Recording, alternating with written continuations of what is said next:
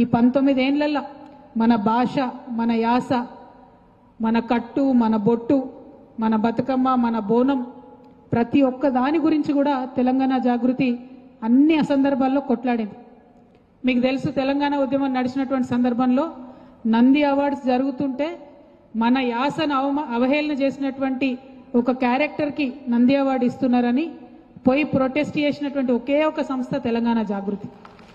ఆ తర్వాత ఉద్యమం జరుగుతున్నటువంటి సందర్భంలో సినిమాలు తీసి ఆ సినిమాలలో వచ్చే డబ్బులు మళ్ళీ మన తెలంగాణలోనే ఖర్చు పెట్టి తెలంగాణకు వ్యతిరేకంగా పనిచేస్తున్నారన్న నేపథ్యంతో ఆంధ్ర సినిమాలు అడ్డుకోవాలని ఆనాడు పిలిపించిన ఏకైక సంస్థ తెలంగాణ జాగృతి. ఎందుకు ఈ మాట చెప్తా ఉన్నా అంటే, నమ్మిన సిద్ధాంతం కోసం ఎంత పెద్ద వ్యక్తులైనా సరే, పెట్టుబడిదారి వ్యవస్థ అయినా సరే, ఎంత పాపులర్ మాధ్యమం అయినా సరే వారికి ఎదురొడ్డి నిలబడ్డటువంటి సంస్థ తెలంగాణ జాగృతి. మరి ఆనాటి నుంచి ఈనాటి వరకు పనిచేస్తూనే ఉన్నాం. మనం ఏనాడు కూడా విశ్రమించలే. తెలంగాణ రాకముందు ఉద్యమం కోసం కొట్లాడినాం, రాష్ట్రం రావాలని కొట్లాడినాం. వచ్చిన తర్వాత మూస పద్ధతిలో పోలే. మనం వచ్చినాక మళ్ళీ గిట్లనే అందరం మీటింగ్ పెట్టుకున్నాం, కూర్చొని మాట్లాడుకున్నాం. ఇవాళ వచ్చింది రాష్ట్రం. రాష్ట్రం వచ్చినాక మరి మనలాంటి సంస్థ ఏం చేయాలి అని ఒకసారి ఆలోచన చేసుకున్నాం. ఆలోచించి ఏం చేసినాం, ఆనాడు ప్రభుత్వం కేసీఆర్ గారిది వచ్చింది, ఉద్యమ నాయకుడి ప్రభుత్వం వచ్చింది, ప్రజలకు మేలు జరుగుతుంది. మరి ఈ జరిగేటటువంటి ప్రభుత్వానికి మనం కూడా ప్యారలల్గా మన సంస్థ ప్రతి ఒక్కరికి కూడా బలాన్ని ఇచ్చే విధంగా పనిచేయాలని ఆనాడు స్కిల్ డెవలప్మెంట్ చేయాలని చెప్పి మన యొక్క పంతాన్ని మార్చుకున్నాం. అంటే చాలా సంస్థలు పుడతాయి, కొన్ని రోజులు ఉంటాయి, ఉన్న తర్వాత అదే మూస పద్ధతిలో పనిచేస్తుంటారు. కానీ కొన్ని సంస్థలు మాత్రమే సమయానుకూలంగా, కాలానుకూలంగా తమ యొక్క పంతాన్ని మార్చుకుంటారు. అటువంటి ఒక సంస్థ తెలంగాణ జాగృతి. అందుకే ఎప్పటికప్పటికి తెలంగాణ జాగృతిలో కొత్త వ్యక్తులు యాడ్ అయితేనే ఉంటారు. వారికి సంబంధించిన కొత్త సమస్యల మీద మనం మాట్లాడుతూనే ఉంటాం, వాటిని పరిష్కరిస్తూనే ఉంటాం. బలం పుంజుకుంటూ ముందుకెళ్తున్నటువంటి సందర్భాన్ని మనం గమనించుకోవాలి. అంటే ఎప్పుడు కూడా కొత్తగానే ఉండాలి, ఎప్పుడు కూడా నవీనంగానే ఉండాలి. అట్లా ఉన్నట్టయితేనే సంస్థలు బతుకుతాయి. ఒక నాయకుడైనా, ఒక లీడర్ అయినా కూడా అదే పంతాలో ఉండాలి. ఇవాళ మనం ఇక్కడ ఇంతమంది ఉన్నాం. మనందరం ఎందుకున్నాం ఇక్కడ? మనకి ఇళ్లలో చేసే పనులు లేవా? పొట్టకూటు కోసం చేయాల్సిన పనులు లేవా? మన ఇల్లు, మన పిల్లలు, మన సంసారం అన్నీ ఉన్నాయి. కానీ ఇక్కడ ఎందుకున్నాం? ఎందుకు ఈ కండువా కప్పుకున్నాం?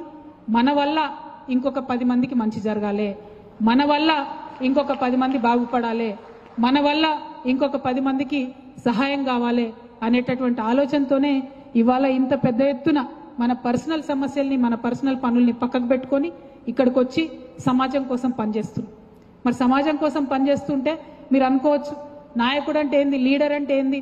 ఎవరిని లీడర్ అంటారు? ఊర్లల్లో తెల్ల బట్టలు వేసుకొని, నల్ల కళ్ళద్దాలు పెట్టుకొని, స్పోర్ట్స్ షూ వేసుకొని తిరిగేటోళ్ళని లీడర్ అంటారా? అట్లా కాదు కదా. లీడర్ అంటే కేవలం ఎమ్మెల్యే, ఎంపీ, సర్పంచ్, సీఎం అయితేనే లీడర్ అవుతారా? అట్లా కాదు కదా. ఇంట్లో ఉండే ఇల్లాలు ఫస్ట్ లీడర్ అవుతుంది. ఇంట్లో ఉండే ఇల్లాలు పొద్దున్న లేస్తే భర్తకేం కావాలి, పిల్లలకేం కావాలి, ఎవరికేం కావాలి అన్నీ కూడా ఆలోచించి డిజైన్ చేసి వాటిని టైమ్లీ ఎగ్జిక్యూషన్. ఇవి కంపెనీ భాషలో చెప్తే స్టైల్గా ఇట్లా చెప్తారు. కానీ అమ్మ ఏం చేస్తుంది? పిల్లాడు స్కూల్కి పోతుండంటే వాడు పోయే లోపలనే టిఫిన్ డబ్బా కట్టాలి, వానికి ఇంట్లో పాలు తాగిపోయాలి, పంపించాలి. భర్త లేచే లోపలనే అన్ని చేయాలి, పంపించాలి. మళ్ళీ ఆమె పని చేసేది ఉంటే ఆమె పనికి పోయేటప్పుడు సర్ది కట్టుకొని పోవాలి. అన్ని టైమ్లీ ఎగ్జిక్యూషన్ అయితే ఏ ఒక్కటి మిస్ కాదు. ఇల్లాలకి 2 రోజులు జ్వరం వస్తే తెలుస్తుంది ఇంటోళ్ళ సంగతి. మొత్తం డిస్రప్షన్ అయిపోతుంది, ఆగమాగం ఉంటుంది ఇంటి పరిస్థితి. అంటే ఈ సమాజంలో తొలి లీడర్ ఇల్లాలు. ఆ ఇల్లాలు ఉంటే లీడర్ అంటే ఎవరో ఆకాశంలోకి వెళ్ళి ఊడి పడరు. తల్లి గర్భంలోకి వెళ్ళి ఎవరు కూడా నాయకత్వ లక్షణాలతో పుట్టరు. అందరూ సామాన్య శిశువుగానే పుడతారు. కానీ నేర్చుకుంటూ మార్చుకుంటూ ముందుకెళ్లేవాడే నాయకుడు అవుతాడు తప్పితే మూస పద్ధతిలో కొనసాగేవాడు నాయకుడు కాడు. వాడి వల్ల 10 మందికి ఉపయోగం కూడా ఉండదు. ఇవాళ ఒక మంచి ఆర్టికల్ చదివిన నేను పేపర్లో. ఒక సర్వే చేసిరట. ఏం సర్వే అది? మొత్తం సామాజిక స్పృహ, దేశంలో సామాజిక స్పృహ ఉన్న రాష్ట్రాల గురించి సర్వే చేసిరట. చేస్తే తెలంగాణ నంబర్ 11లో ఉన్నది. అంటే సామాజిక స్పృహ అంటే ఏంటిది? పక్కన నవీనన్న కూర్చున్నాడు అనుకో, ఈ నవీనన్నను నేను గౌరవించడం అనేటటువంటిది ఒక సామాజిక స్పృహలోని అంశమే. మా ఇంట్లో చెత్త ఊడ్చి పక్కింట్లో వేయొద్దు అనేటటువంటిది కూడా సామాజిక స్పృహ ఉన్నటువంటి అంశమే. మనం ఎక్కడికైనా పోయేది ఉంటే, ఈ మీటింగ్కే వచ్చేది ఉంటే 10కి ఏరాలంటే 10 నిమిషాలకు 10కి బయలుదేరుడు కాదు, 9కి బయలుదేరుడు అంటే సామాజిక స్పృహ. చాలా మంది ఏం చేస్తారు, 10కి మీటింగ్ అంటే 10కి వెళ్తాడు వాడు. 10కి వెళ్ళి ట్రాఫిక్ ఆగము, రోడ్డు మీద ఆగము, స్పీడింగు, హెల్మెట్ పెట్టుకోరు, అక్కడ మీటింగ్ కోసం వెయిట్ చేస్తున్నారు, వాళ్ళు ఆగమగం పరిస్థితి ఉంటుంది. సో సామాజిక స్పృహ అంటే 1, 2 కాదు, చాలా చాలా అంశాలు ఉంటాయి. అటువంటి సామాజిక స్పృహ కలిగి ఉండడం, దాన్ని 10 మందికి కల్పించడం తెలంగాణ జాగృతి నాయకుల యొక్క ప్రాథమిక బాధ్యత కావాలని ఇవాళ మనందరం కూడా ఆలోచన చేసుకోవాలి. అనేక అంశాలు ఉన్నాయి. తోటివాడి గోప్యతను, తోటివాడి మంచిని, తోటివాడి మర్యాదను కాపాడకుండా నాకు వాక్ స్వాతంత్రం ఉంది కదా అని ఏది పడితే అది మాట్లాడి అలా ట్రెండ్ అయిపోయింది. దానికి ఏమనుకోదు, యూట్యూబర్ల అండ కూడా బాగా ఉన్నది. ఎవడెక్కువ తిట్లు తిడితే వాడికి అన్ని వ్యూస్ వస్తున్నాయి. అటువంటి కాలంలో మనం బతుకుతున్నాం. కానీ నా రిక్వెస్ట్ తెలంగాణ జాగృతి నాయకులకు, తిట్టకుండా పదునైన విమర్శ చేయడం నేర్చుకోండి. తిట్లకు దిగజారినం అంటే విషయం లేదని అర్థం. నువ్వు తిడుతున్నావు పక్కన అంటే కంటెంట్ లేదని అర్థం. కంటెంట్ లేదు కాబట్టి తిడుతున్నావు, క్యాలిబర్ లేదు కాబట్టి తిడుతున్నావు, లాజిక్ లేదు కాబట్టి తిడుతున్నావు.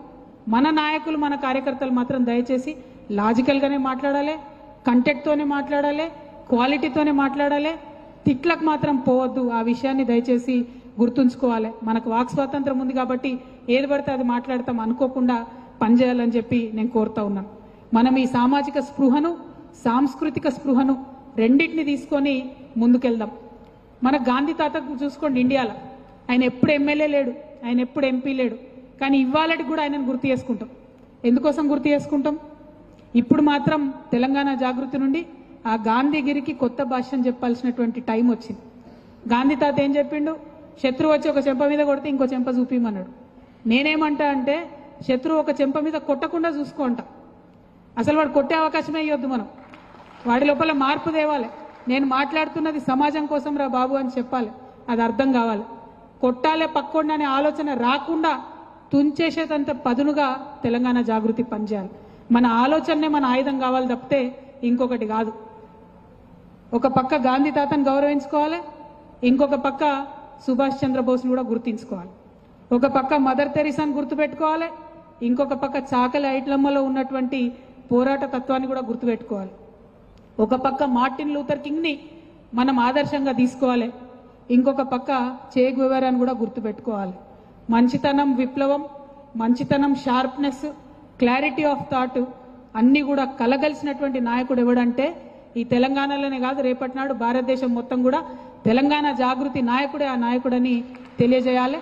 దానికోసమే ఇవాళ ట్రైనింగ్ ప్రోగ్రాం పెట్టుకున్నాం. వేరే ఏం లేదు. మనం నాయకత్వంతో ఉండాలి, మనం ఇంకా 10 మంది నాయకులను తయారు చేయాలి. అటువంటి ఆలోచన కోసమే ఇవాళ ఈ కార్యక్రమాన్ని పెట్టుకున్నాం. ఇవాళ ఇక్కడికి వచ్చినటువంటి జాగృతి నాయకులందరికీ కూడా మళ్ళీ నేను పదే పదే వందనాలు తెలియజేస్తున్నా. ఎందుకంటే చాలా కన్ఫ్యూజన్ ఉన్నది బయట. రాజకీయంగా పొద్దులేస్తే ఎవరు పడితే వాళ్ళు ఏది పడితే అది మాట్లాడుతున్నారు. కానీ మీరు క్లారిటీతో ఉండండి. మనం అల్టిమేట్గా చేసేది, పనిచేసేది కేవలం తెలంగాణ బాగుండడం కోసం. ఉద్యమంలో పనిచేసింది రాష్ట్ర సాధన కోసం, రాష్ట్రం వచ్చిన తర్వాత పనిచేసేది రాష్ట్రం బాగుండడం కోసం. కలలో కూడా తెలంగాణ జాగృతి నాయకులు, కార్యకర్తలు తెలంగాణకు చేటు చేసే విధంగా ఆలోచన చేయరు. కానీ తెలంగాణకు నష్టం జరుగుతుంటే చూస్తూ ఊరుకోరు. ఆనాడు పోలవరం ప్రాజెక్టు కడతామంటే చూస్తూ ఊరుకోలే, కేసులు వేసినాం. ఈనాడు బనకచెర్లు కడతామంటే కూడా చూస్తూ ఊరుకోం, ఖచ్చితంగా ఆపి తీర్థం. తెలంగాణ వనరుల పరిరక్షణ, తెలంగాణ సంస్కృతి పరిరక్షణ, తెలంగాణ రేపటి రాజకీయాలు ఎట్లా ఉండాలి, ఎంత క్లీన్ పాలిటిక్స్ ఉండాలి, యువ నాయకత్వం ఎట్లా పైకి రావాలి, మహిళా నాయకత్వం ఎట్లా పైకి రావాలి, బహుజన నాయకత్వం ఎట్లా పైకి రావాలి, వీటన్నిటి మీద కూడా నిరంతరం ఆలోచన చేస్తూ పనిచేస్తూనే ఉంటాం. అనేక అంశాలు ఉన్నాయి. మనం ఇదివరకు ఉన్నటువంటి సంస్థ నుండి ఇంకా కొత్త సంస్థగా, ఇంకా నవీనంగా మార్పు చెందాల్సినటువంటి ఆలోచనలన్నీ కూడా చేస్తూ ఉన్నాం. ఇప్పుడు అనేక కార్యక్రమాలు టేకప్ చేసినాం, ఇంకా వాటిని ముందుకు తీసుకెళ్తాం. ఇక్కడ నుండి ఇంకొక 10 రోజులైతే ఆగస్టు 6 నాడు ప్రొఫెసర్ జయశంకర్ గారి పుట్టినరోజు ఉంటుంది. ఆనాడు కంప్లీట్గా రాష్ట్ర వ్యాప్తంగా కూడా మంచి జంబో కమిటీలు వేసుకుంటాం. అప్పుడు ఇట్లాంటి శిబిరాలు ఇంకా పెద్ద ఎత్తున జిల్లాకు కూడా నిర్వహిస్తామని ఈ సందర్భంగా తెలియజేస్తూ, ప్రతి ఒక్కరిలో నాయకుడు ఉంటాడు. ఆ నాయకత్వ లక్షణాలని పెంపొందించుకొని మన సమాజం మంచి కోసం ఉపయోగించుకోవడానికి తెలంగాణ జాగృతి ఒక వేదిక కావాలి, ఒక ప్లాట్ఫామ్ కావాలని మళ్ళొకసారి మనస్ఫూర్తిగా నేను కోరుకుంటున్నా.